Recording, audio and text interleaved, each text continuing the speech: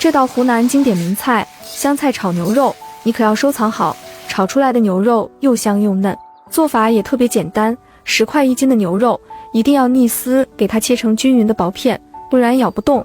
切好的牛肉只需加点老抽、耗油，给它抓拌均匀，再加点食用油锁住水分。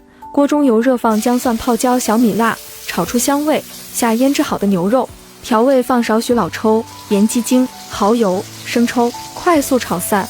我每天都在教做菜，以后不知道吃什么，去翻翻我的主页，几百道家常菜总有你喜欢的。